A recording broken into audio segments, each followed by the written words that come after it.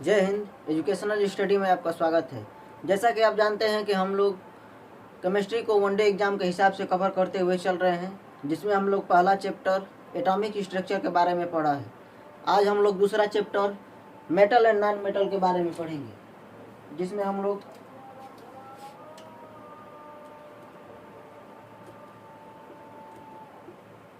Metal and non metal के बारे में पढ़ेंगे। धातु और अधातु।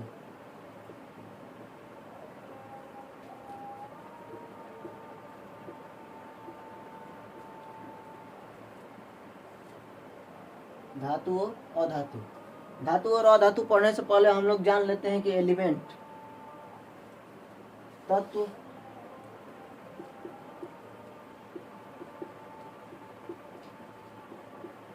तत्व किसे कहते हैं। तत्व किसे कहते हैं? तो पीरियोडिक टेबल में वह एलिमेंट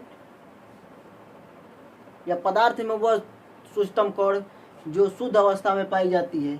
पदार्थ की वह सूक्ष्म कण, वह छोटी से छोटी इकाई जो शुद्ध हो, उसी को हम लोग तत्व कहते हैं, एलिमेंट कहते हैं। पदार्थ की वह सबसे शुद्ध इकाई,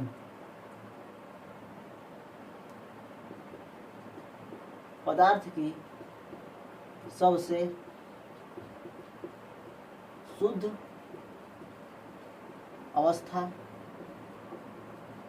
अवस्था जिसे एलिमेंट कहते हैं। एलिमेंट कहते हैं पदार्थ की वह सबसे शुद्ध अवस्था जिसमें कोई मिलावट न हो, उसे एलिमेंट कहते हैं। पदार्थ की वह सबसे छोटी इकाई जिसमें कोई मिलावट न हो, उसी को हम लोग एलिमेंट कहते हैं। जैसे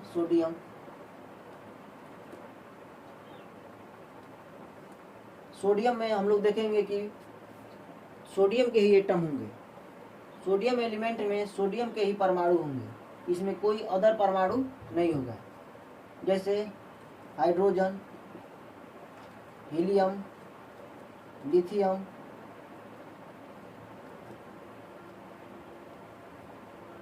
बेरिलियम, बोरान इत्यादि, जिसमें हम लोग देखेंगे कि केवल जो एलिमेंट होगा वही उसी के परमाणु होंगे।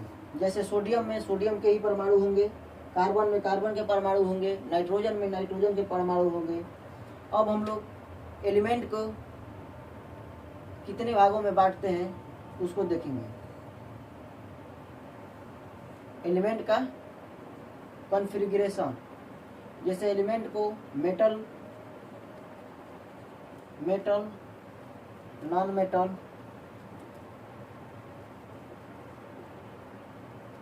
धातु, अधातु और मेटलॉइड के फॉर्म बांटते हैं।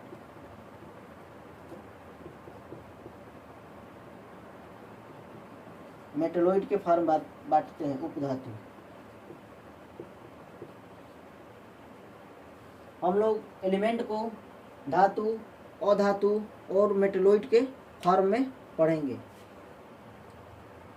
जिसमें सबसे पहले धातु के बारे में पढ़ते हैं,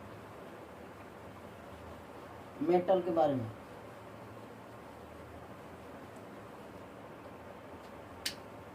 धातु,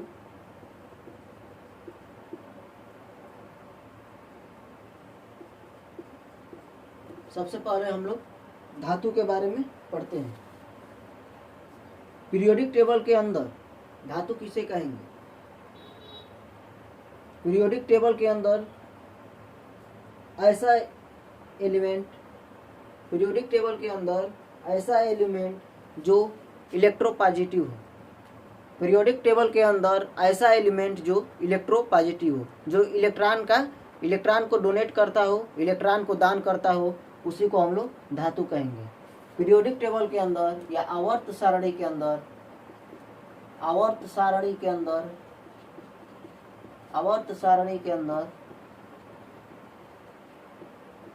ऐसा एलिमेंट जो इलेक्ट्रोपॉजिटिव हो, इलेक्ट्रोपॉजिटिव हो, पॉजिटिव हो, इलेक्ट्रोपॉजिटिव हो, मेटल कहलाता है या धातु कहलाता है। इलेक्ट्रोपॉजिटिव या इलेक्ट्रॉन का जो त्याग करता हो, इलेक्ट्रॉन को जो डोनेट करता हो, इलेक्ट्रॉन जो डोनेट करता हो उसी को इलेक्ट्रोपॉजिटिव कहते हैं। इलेक्ट्रॉन को जो दान करता है उसी को हम लोग इलेक्ट्रोपॉजिटिव। इलेक्ट्रोपॉजिटिव इलेक्ट्रॉन को दान करके वह कैटायन या धनायन बनाता है। धनायन जो मेटल होता है जो इलेक्ट्रॉन को दान कर कर धनायन बनाता है, कैटायन या धनायन बनाता है। जैसे देखेंगे हम लोग सोडियम, सोडियम का परमाणु क्रमांक 11, 2, 8, 1, जिसको हम लोग 2, 8, 1 के में बांटेंगे। इससे पहले हम लोग एटॉमिक स्ट्रक्चर में हम लोगों ने बोर का परमाणु मॉडल पढ़ा था, जिसमें बोर ने बताया था कि इलेक्ट्रॉन प्रत्येक इलेक्ट्रॉन के अपने अपने ऊर्जा स्तर होते हैं जिसमें वो चक्कर लगाते हैं। प्रत्येक इलेक्ट्रॉन अपने एनर्जी लेवल के हिसाब से चक्कर लगाते हैं, एनर्जी लेवल के हिसाब से चक्कर लगाते हैं, जिसे हम लोग ऑर्बिट या सेल कहते हैं। प्रत्येक इलेक्ट्रॉन अपने एनर्जी लेवल के हिसाब से चक्कर लगाते हैं, जिसे हम लोग ऑर्बिट या सेल कहते हैं। जैसे उन्होंने बताया था कि के, एल, एम और एन के आधार पर इलेक्ट्रॉन जो है चक्कर लगाते हैं। के, एल, एम, एन के आधार पर इलेक्ट्रॉन चक्कर लगाते हैं। तो हम लोग देखेंगे कि सोडियम में 11 इलेक्ट्रॉन होते हैं, जो के में 2, एल में 8 और एम में 1 इलेक्ट्रॉन चक्कर लगाएंगे। उसी प्रकार मैग्नीशियम 12, इसमें के में 2 इलेक्ट्रॉन, एल में 8 इलेक्ट्रॉन और एम में 2 इलेक्ट्रॉन चक्कर लगाएंगे। उसी प्रकार एल्यूमिनियम का परमाणु क्रमांक 13, इसमें हम लोग देखेंगे कि एल्यूमिनियम में के कक्षक में 2 इलेक्ट्रॉन, एल में 8, एम में 3 इलेक्ट्रॉन चक्कर लगाएंगे। बोर ने बताया था कि प्रत्येक परमाणु अपने स्टेबिलिटी या निम्न स्तर में होना पसंद करेगा, रहना चाहेगा, जिससे वो अपना ऑक्टेन पूरा करने के लिए इलेक्ट्रॉन को डोनेट करेगा, इलेक्ट्रॉन को दान करेगा। हमें बोर ने बताया था कि प्रत्येक इलेक्ट्रॉन, प्रत्येक परमाणु अपने इलेक्ट्रॉन को त्याग कर या इलेक्ट्रॉन को त्याग करके या इलेक्ट्रॉन को ग्रहण करके अपना ऑक्टेन पूरा करता है, जो हमेशा निम्न स्तर में या स्टेबिलिटी या अपने स्थिरता को प्राप्त करना चाहेगा। जिसमें हम लोगों ने देखा सोडियम, मैग्नीशियम और एल्युमिनियम को, सोडियम, मैग्नीशियम और एल्युमिनियम को, जिसमें इसके बाह्यतम कक्ष में या आउटर सेल में इलेक्ट्रॉनों की संख्या, सोडियम में आउटर सेल में इलेक्ट्रॉनों की संख्या 1, मैग्नीशियम के आउटर सेल में इलेक्ट्रॉनों की संख्या 2 और एल्युमिनियम के आउटर सेल में इलेक्ट्रॉनों की संख्या 3 होगी। जिससे हम लोग इस प्रकार से बांटेंगे, सोडियम के आउटर सेल में इलेक्ट्रॉनों की संख्या के में 2 इलेक्ट्रॉन, एल कक्षक में 8 इलेक्ट्रॉन, एल कक्षक में 8 इलेक्ट्रॉन, 3, 4, 5, 6, 7, 8 इलेक्ट्रॉन और एम कक्षक में 1 इलेक्ट्रॉन चक्कर लगाएंगे। जिसमें के कक्षक में 2 इलेक्ट्रॉन, एम कक्षक में 8 इलेक्ट्रॉन और m कक्षक में 1 इलेक्ट्रॉन चक्कर लगाएंगे, जिससे यह आउटर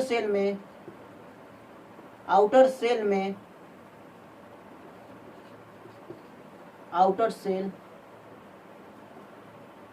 बाहरी बाह्यतम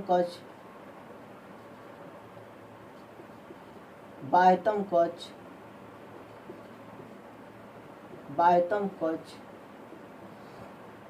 जिसमें बाह्यतम कक्ष में इलेक्ट्रॉनों की संख्या 1, जिसे संयोजी इलेक्ट्रॉन या वैलेंस इलेक्ट्रॉन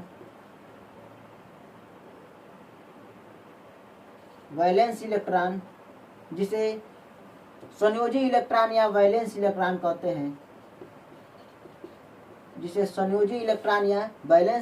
कहते हैं। आउटर सेल में इलेक्ट्रॉनों को संयोजी इलेक्ट्रॉन या वैलेंस इलेक्ट्रॉन कहेंगे, जो केमिकल बॉन्ड, रासायनिक बंध या रासायनिक अभिक्रिया में भाग लेते हैं। रासायनिक अभिक्रिया में भाग लेते हैं। रासायनिक अभिक्रिया में भाग लेते हैं। किसी भी परमाणु के आउटर सेल में उपस्थित संयोजी इलेक्ट्रॉन रासायनिक बंध या रासायनिक अभिक्रिया में भाग लेते हैं। इसमें हम लोग देखेंगे कि आउटर सेल में 1 इलेक्ट्रॉन है। इसके अंदर इलेक्ट्रॉनों को हम लोग कोर इलेक्ट्रॉन कहते हैं। कोर इलेक्ट्रॉन जो रासायनिक अभिक्रिया और रासायनिक बंध में भाग नहीं लेते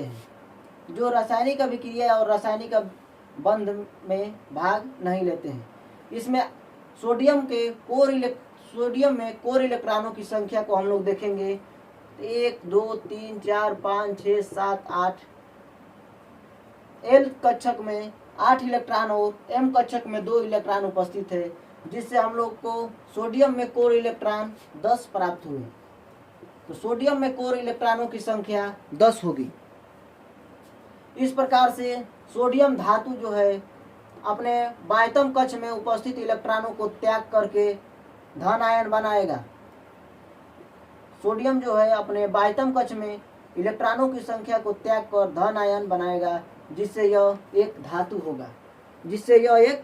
होगा। यह धातु किसी भी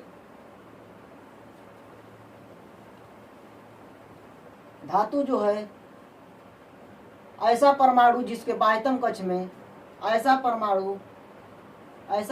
जिसके बाह्यतम कक्ष में 4 से कम इलेक्ट्रॉन हो, उसे हम लोग धातु कहेंगे। जिसमें 4 से कम इलेक्ट्रॉन उपस्थित हो, उसे हम लोग धातु कहेंगे। ऐसा परमाणु जिसके बाह्यतम कक्ष में 4 से कम इलेक्ट्रॉन उपस्थित हो, उसे हम लोग धातु कहेंगे।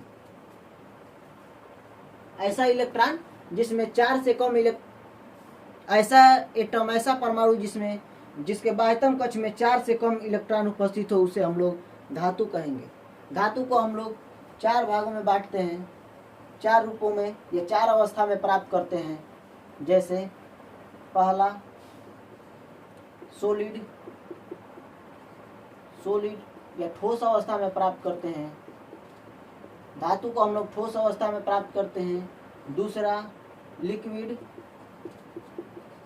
द्रव अवस्था में प्राप्त करते हैं। तीसरा गैसीय अवस्था या गैस अवस्था में प्राप्त करते हैं। चौथा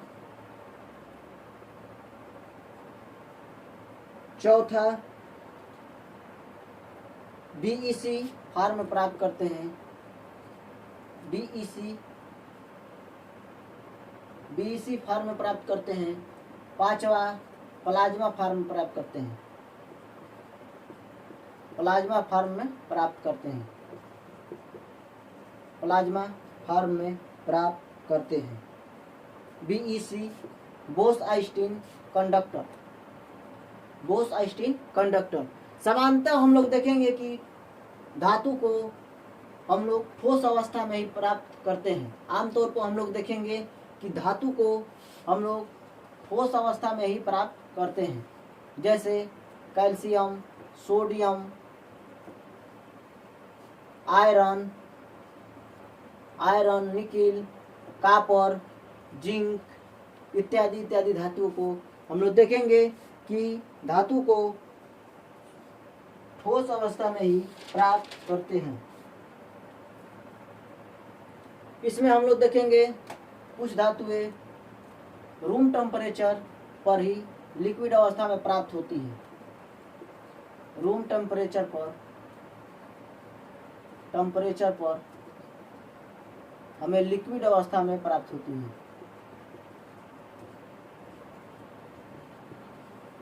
जैसे हाइड्रोजन, पारा। हाइड्रोजन जो है हमें सामान्य तापमान पर या रूम टेम्परेचर पर ही लिक्विड अवस्था में प्राप्त होती है। रूम टेम्परेचर हम लोग 25 डिग्री सेल्सियस को मानते हैं। 25 डिग्री सेल्सियस को हम लोग रूम टेम्परेचर मानते हैं। रूम टेम्परेचर 25 डिग्री सेल्सियस को हम लोग मानते हैं। इसके बाद हम लोग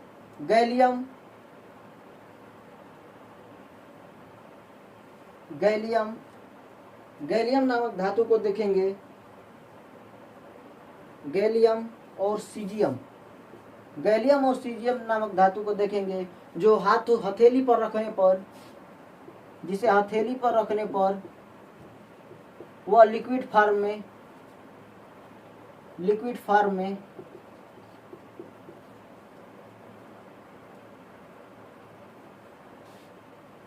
प्राप्त होती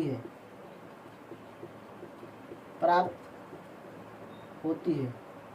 तो ऐसी धातुएं जो लिक्विड, जिसको हथेली पर रखने पर लिक्विड फॉर्म में प्राप्त होती है, वो गैलियम और सीजियम है। ऐसा परमाणु, ऐसा तत्व या ऐसा धातु जिसे हम लोग रूम टेम्परेचर पर लिक्विड फॉर्म में प्राप्त करते हैं, वह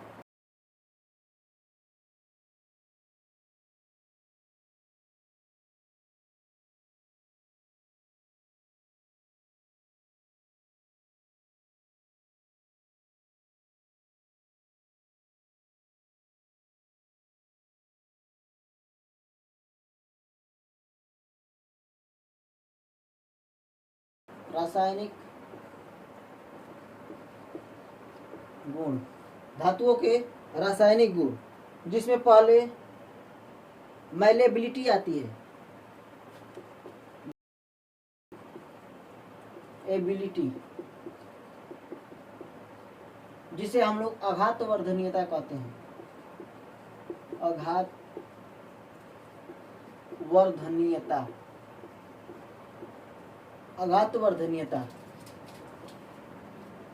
आघातवर्धनीयता, जिसमें हम लोग धातुओं को पीट कर चादर बनाते हैं।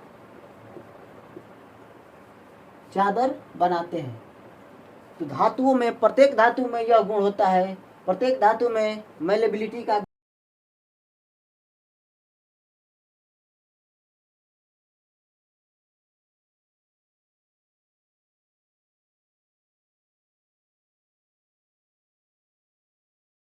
चादर के रूप में प्राप्त होता है।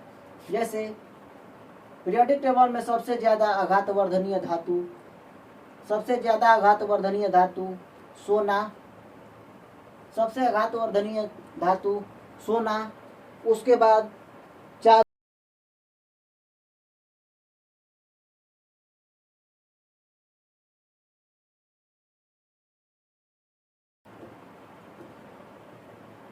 सबसे ज्यादा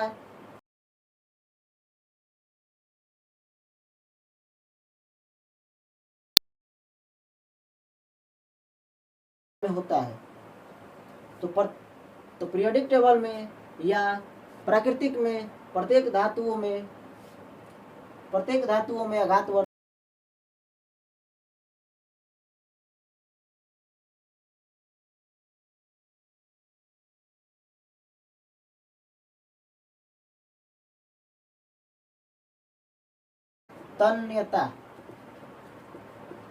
तन्यता तन्यता, जिस पर डक्टाइल फोर्स लगाने पर, जिसमें धातुओं पर डक्टाइल फोर्स लगाने पर वह तार के रूप में प्राप्त होती है। जिसमें धातुओं के ऊपर डक्टाइल फोर्स लगाने पर वह तार के रूप में प्राप्त होती है। इसमें इस धातु पर हम लोग दोनों तरफ से तनन बल लगाएंगे तो वह तार के रूप में प्राप्त होगी। जैसे पीरियोडिक टेबल में सबसे ज़्यादा डक्टिलिटी का गुण सोना में पाया जाता है। ऐसा माना जाता है कि 1 ग्राम सोने को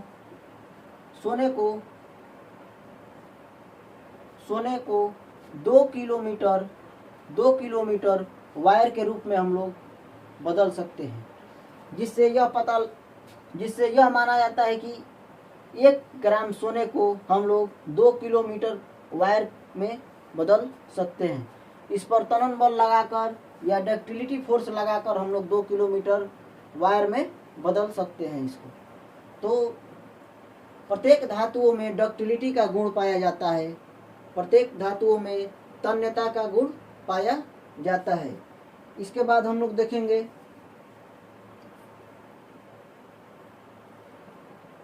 कि प्रत्येक धातु ऑक्साइड के साथ क्रिया करके मेटल ऑक्साइड प्राप्त करती है। मेटल ऑक्साइड प्रत्येक धातुएं ऑक्सीजन से क्रिया करके मेटल ऑक्साइड बनाती है। प्रत्येक धातुएं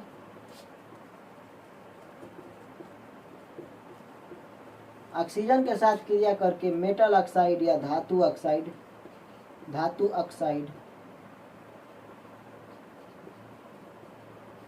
ऑक्साइड बनाती है।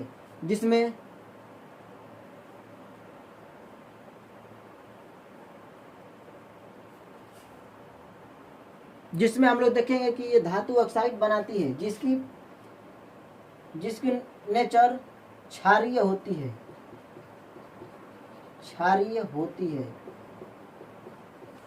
जिसकी प्रवृत्ति क्षारीय होती है। यह पीएच वैल्यू पे पीएच स्केल में 7 से 14 तक होता है। इसका पीएच स्केल 7 से 14 तक होता है। इसमें कुछ अपवाद स्वरूप होते हैं एल्यूमिनियम और जिंक। इसमें कुछ अपवाद स्वरूप होते हैं एल्यूमिनियम और जिंक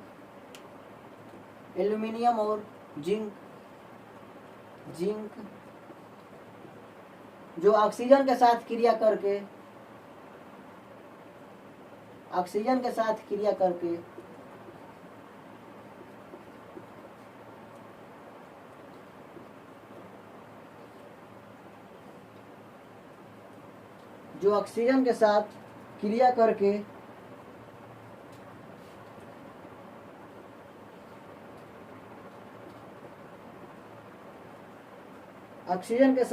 करके एल्यूमिनियम ऑक्साइड और जिंक जो है ऑक्सीजन के साथ क्रिया करके जिंक ऑक्साइड बनाता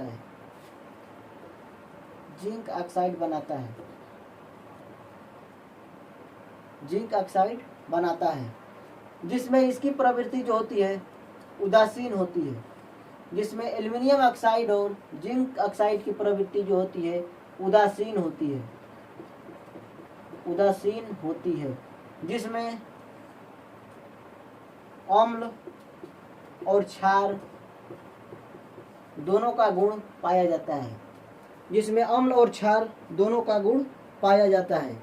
तो इसमें 2 अपवाद स्वरूप एल्यूमिनियम और जिनकी प्रवृत्ति जो होती है उदासीन होती है, जिनमें अम्ल और क्षार दोनों का गुण पाया जाता है। ऐसे हम लोगों ने देखा कि धातु जो है ऑक्साइड के साथ क्रिया करके धातु ऑक्साइड बनाती है, जिसकी प्रवृत्ति क्षारीय होती है। लेकिन एल्यूमिनियम और जिंक 2 धातुएं हैं जिनकी प्रवृत्ति जो होती है उदासीन होती है। इसके बाद हम लोग मेटल की या धातु की जो है अगली प्रॉपर्टी के बारे में जानेंगे। जैसे उसमें ब्राइटनेस का गुण होता है, चमकीला, या जो धातुएं होती है वह चमकदार होती है। जो धातुएं होती है चमकदार होती है, जो धातुएं होती है वह चमकीली होती है, चमकीली होती है। प्रत्येक धातुएं जो होती है वह चमकीली होती है, जैसे सोना, चांदी, जिंक आदि सभी धातुएं जो होती है वो चमकदार होती है। इस प्रकार हम लोग आगे इसके केमिकल प्रॉपर्टीज के बारे में जानेंगे। केमिकल रिएक्शन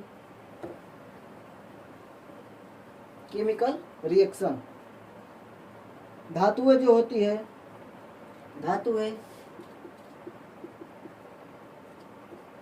धातुओं को ऑक्सीजन की उपस्थिति में जलाने पर धातु ऑक्साइड बनाता है।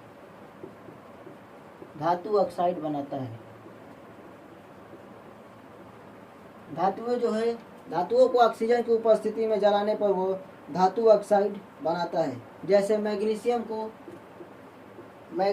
को ऑक्सीजन की उपस्थिति में जलाने पर मैग्नीशियम ऑक्साइड प्राप्त होगा। मैग्नीशियम ऑक्साइड, जैसे हम लोग मैग्नीशियम को ऑक्सीजन की उपस्थिति में जलाएंगे तो मैग्नीशियम ऑक्साइड प्राप्त होगा। उसी प्रकार से यदि हम लोग धातु को पानी के साथ क्रिया कराते हैं,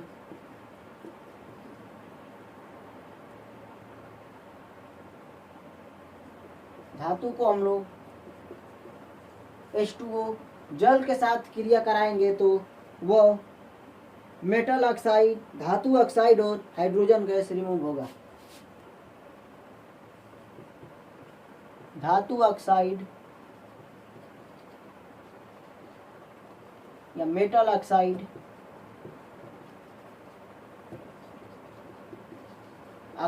और हाइड्रोजन गैस प्राप्त होगा।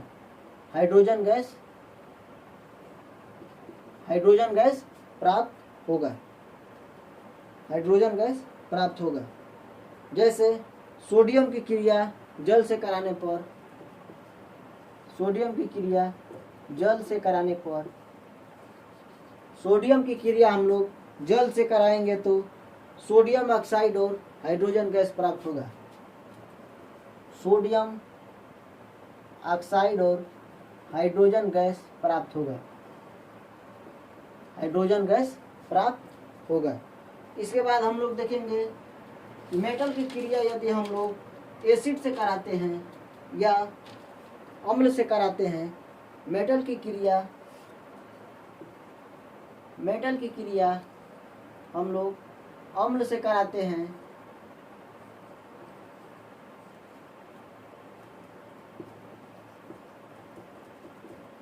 मेटल की क्रिया एसिड से कराएंगे तो हमें लवण और ऑक्सीजन गैस प्राप्त होगा। साल्ट और हाइड्रोजन गैस प्राप्त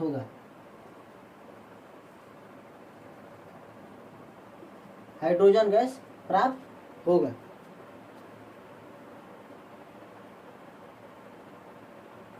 इसी प्रकार हम लोग मेटल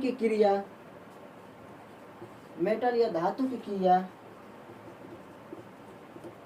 क्रिया यदि हम लोग बेस के साथ कराएंगे, क्षार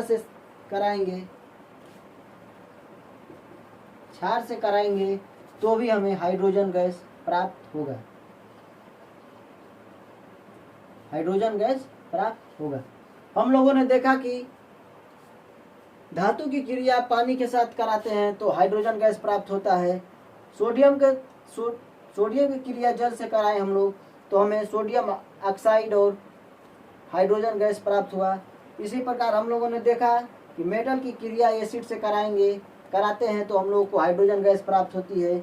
इसी प्रकार से मेटल की क्रिया बेस से कराते हैं तो हम लोगों को हाइड्रोजन गैस प्राप्त होती है।